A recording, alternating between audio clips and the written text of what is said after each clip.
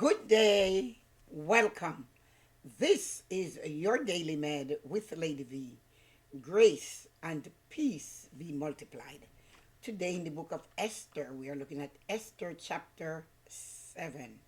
We will see Haman's hatred and evil plotting turned against him. When the king discovered his true intentions, Haman himself was hanged on the gallows he had already set up for Mordecai, the Jew. Proverbs 26 and verse 27 teaches that if we set a trap for others, we will get caught in it ourselves. Someone, when I was growing up, usually say, if you are digging a ditch so that I may fall in, then most naturally you would have to dig two. One for me and one for you. Because most certainly if it is only one, then the digger will fall into it. So what happened to Haman shows the often violent result of setting any kind of trap for others. Esther chapter 7. It says Haman is killed instead of Mordecai. So the king and Haman went to Queen Esther's banquet. And as they were drinking wine on the second day, the king again asked, Queen Esther, what is your petition? It will be given you. What is your request? Even up to half of the kingdom, it will be granted. Then Queen Esther answered, if I have found favor with you, your majesty, and if it pleases you, grant me my life. This is my petition, and spare my people. This is my request, for I and my people have been sold to be destroyed, killed, and be put away. If we have merely been sold as male and female slaves, I would have kept quiet, because no such distress would testify disturbing the king. King Xerxes asked Queen Esther, who is he? Where is he? The man who has dared to do such a thing. Esther said, an adversary and enemy, this vile Haman. Then King Haman was terrified before the king and queen. The king got in a rage, left his wine, and went out into the palace garden. But Haman, realizing that the king had already decided his fate, stayed behind to beg Queen Esther for his life. Just as the king returned from the palace garden to the banquet hall, Haman was falling on the couch where Esther was reclining. Just as the king returned from the palace garden to the banquet hall, Haman was falling on the couch where Esther was reclining. The king explained, will he even molest the queen while she is with me in the house? As soon as the word left the king's mouth, they covered Haman's face. Then one of the eunuchs attending the king said, A pole reaching to a height of 50 cubits stand by Haman's house. He had set it up for Mordecai, who spoke up to help the king. The king said, impale him on it. So they impaled Haman on the pole he set up for Mordecai. Then the king's fury subsided. Here we see the story of Haman. Haman was an arrogant man. And most arrogant people are often those who must measure their self-worth by power or influence that they think they have over others. Haman was an extremely arrogant leader. He recognized the king as his superior, but could not accept anyone else as an equal.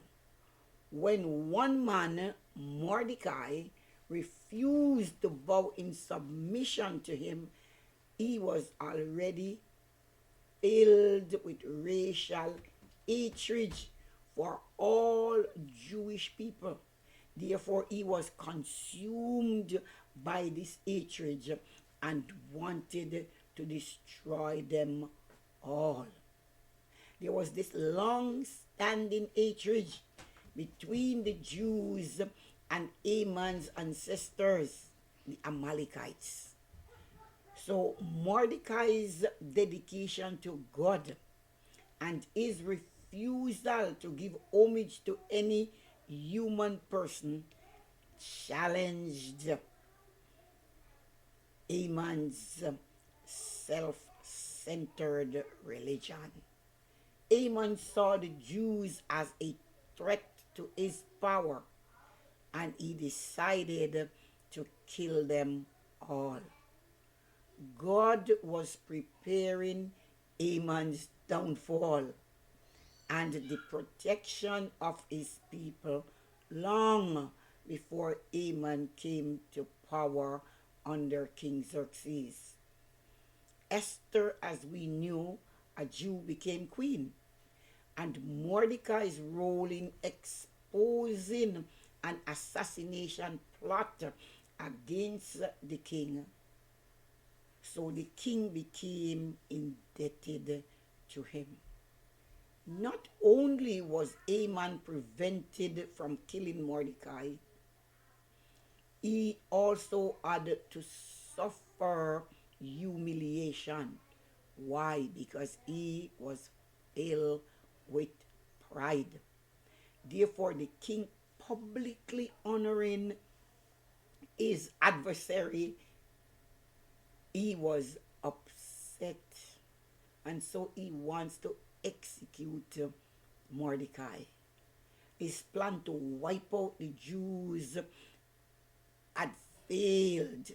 Why? Because God was protecting them. In contrast, Esther had risked everything for God, and she won.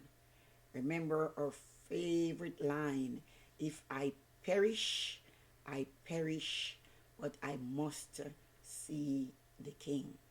And so in all of this, God was working on the behalf of his people. The evil plot or the plan and the very purpose of it was lost. So our initial response to the story about Haman is to say, what he got, he deserved. But the Bible leads us to understand there is a deeper question.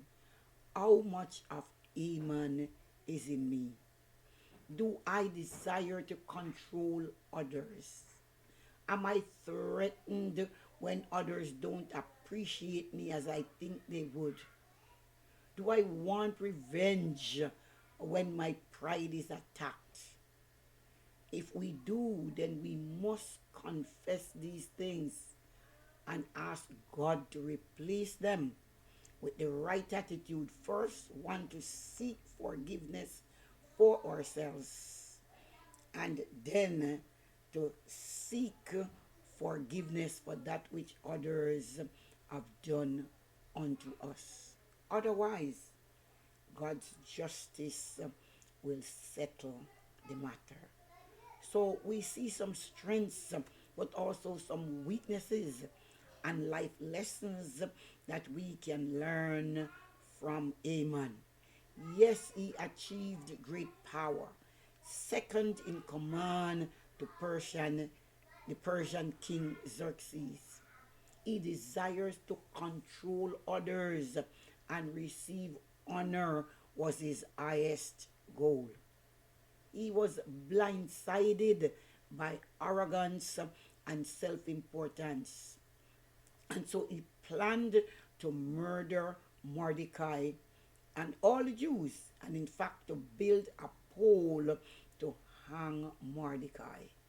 This plan that he orchestrated to slaughter God's people throughout the entire empire show how much hatred he had in his heart.